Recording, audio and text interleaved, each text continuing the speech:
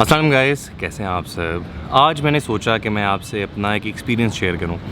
हर किसी को अपना एक्सपीरियंस शेयर करना चाहिए टाइम टू टाइम। हो सकता है मेरे पास किसी एक स्पेसिफ़िक चीज़ के बारे में ज़्यादा एक्सपीरियंस हो सकता है आपके पास किसी चीज़ के बारे में हो, तो हमेशा बांटना चाहिए। तो आज बात करते हैं मेरे पहले सप्लीमेंट के बारे में। मेरी ज़िंदगी का पहला सप्लीमेंट क्या था, मैंने क्यों इस्तेमाल किया, तो मैं आज आपको बताऊंगा इस वीडियो में।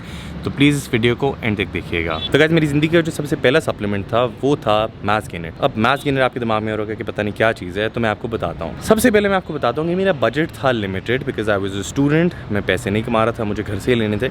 तो अब मुझे बजट को बड़े स्मार्टली यूटिलाइज़ करना था और मुझे लगता था कि मैं बड़ा प्रोफेशनल बन गया हूँ, मुझे सारी चीज़ें पता है जो कि मुझे नहीं पता थी। अब हुआ क्या, मैंने मास गेनर ले लिया। कौन से ब्रांड का लिया, मुझे कोई ख़ास ब्रांड्स पता नहीं थे। तो जो मुझे सबसे सस्ता लगा और मुझे लगा कि यार चलें ठीक है, इसमें देखो यार 50 ग्राम्स प्रोटीन मिल जाता है, इसमें इतने ज़्यादा न्यूट्रिशन है, तो ये कितनी एक अच्छी चीज़ है, चलो यार ये ले लेते हैं। अब वो लेने का नुकसान क्या हुआ, मास गेनर्स से ये होता है कि मास गेनर्स में इनॉर्मस अमाउंट्स ऑफ कैलोरीज होती हैं। अब जो लोग वेट गेन करना चाहते हैं, क्योंकि मैं अंडर वेट बंदा था, मेरा बहुत ज़्यादा वेट नहीं था, मैं मसल पुट ऑन करना चाहता था। नया आप जिम जाना स्टार्ट करते हैं, आप कहते हैं कि यार बस जल्दी जल्दी मैं मास पुट ऑन कर लूँ। आप इस धोखे में होते हैं कि ये चीज़ 3 महीने 4 महीने में हो जाती है, जो कि नहीं होती। 3 महीने 4 महीने में आप सिर्फ मोटे हो सकते हैं, मसल पुट ऑन आप नहीं कर सकते। इट टेक्स टाइम, सालों लग जाते हैं, महीनों लग जाते हैं। तो आप में पेशेंस बहुत ज़्यादा होना चाहिए, ये चीज़ ओवरनाइट नहीं होने वाली होती। अब मास गेनर से क्या हुआ, मैंने मास गेनर लिया राउंड अबाउट आई थिंक 6,000 रुपये या 7,000 रुपये का था। बड़ी मुश्किल से मैंने पैसे इकट्ठे किए और मैं जाके मार्केट से ले आया। अब मास गेनर लेते साथ ही उसकी बहुत ज़्यादा सर्विंग्स लेनी पड़ती हैं, मतलब तकरीबन आप कह लें 3 स्कूप, 4 स्कूप, 5 स्कूप, 6 स्कूप्स लेने पड़ते हैं। और आपको जो कैलोरीज मिलती हैं वो होती हैं तकरीबन 1200, 1300, 1500। और इसमें फिर जब आपको 50 ग्राम्स प्रोटीन मिलता है, आप कहते हैं वाह क्या बात है यार, इतना ज़्यादा प्रोटीन मिल रहा है इसमें।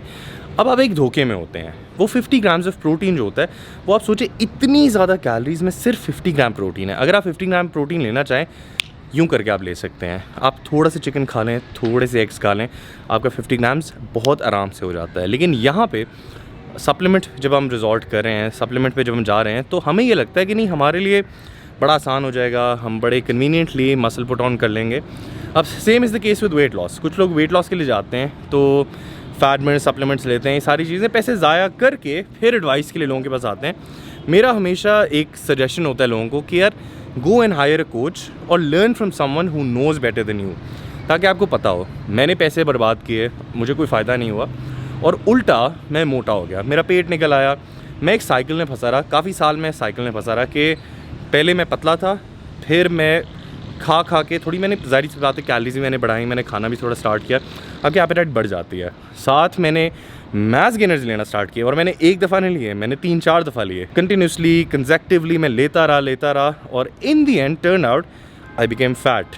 तो मैं मोटा हो गया। और फिर जब मैं मोटा हो गया, अब मुझे था कि यार ये अब इतना बड़ा पेट हो गया, इसको ख़त्म कैसे करूँ, ये इतना मैं फ्लफ़ी, इतना जिगली हो रहा हूँ, I need to get rid of the fat.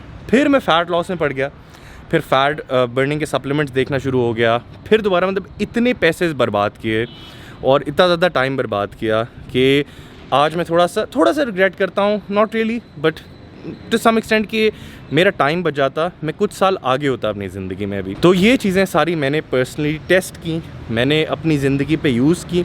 सबसे पहला जो मेरा सप्लीमेंट था वो मास गेनर था, जो कि बड़ी बुरी चॉइस थी, मुझे मास गेनर नहीं लेना चाहिए था।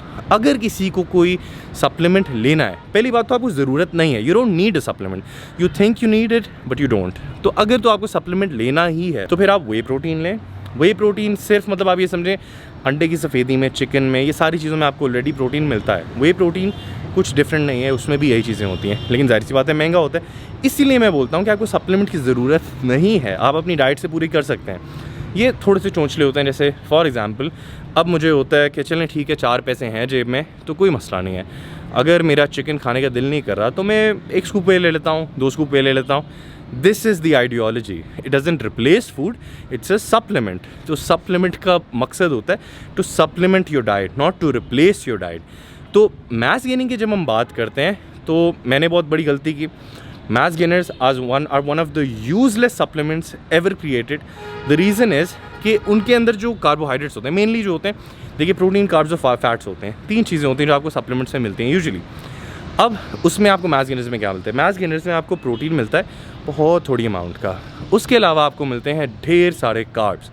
और अब कोई ये नहीं पूछता कि वो कार्ब्स की सोर्सेज क्या हैं, तो वो कार्ब्स होते हैं बहुत ही गंदी सोर्सेज के, उसमें माल्टोडेक्स्ट्रिन आपको मिल जाता है, ये सारे स्वीटनर्स हैं, बहुत ही गंदी सोर्सेज हैं कैलोरीज़ की। मतलब फॉर एग्जांपल अगर आप कहते हैं, क्योंकि सोर्सेज मैटर करती हैं, आप जितना मर्जी मुझे बोलेंगे नहीं मैं ये भी खा लूँ, जंक भी खा लूँ, आप 100% जंक खाएंगे, you gonna look like what you eat. So eat good food. 20% मैं हमेशा ही बोलता हूँ कि ठीक है जंक का आप रूम रख सकते हैं, लेकिन बार बार 100% जंक खाना इज़ नॉट वाइज। तो इसीलिए अब आपकी सारी की सारी जो कैलोरीज वहाँ से आ रही हैं 1300-1400, मैं आपको ये भी बताता चलूँ कि लोगों की दिन की रिक्वायरमेंट होती है 2-2.5 हज़ार कैलोरीज, उसमें से अगर आप 1300 से 1500 कैलोरीज जंक लेते हैं, बिकॉज फ्रैंकली स्पीकिंग जो मैस गेनर्स होते हैं दर जंक, तो अगर आप वहाँ से इतनी ज़्यादा कैलोरीज ले लेते हैं, जस्ट इमेजिन कि आपकी बॉडी में क्या जा रहा है। So it's very useless. Yes, I might recommend it to someone who can not absolutely eat and is struggling to survive. उसे खाना बिल्कुल भी नहीं खाया जा रहा, और मतलब कुछ अक्सर लोग होते हैं कि नहीं भाई मुझे भूख नहीं लग रही, मुझे बिल्कुल ही आई एम ट्राइंग, लेकिन मैं मसल पुट ऑन करना चाह रहा हूँ लेकिन मेरे से खाया नहीं जा रहा। They're lying. They can eat but they're lying.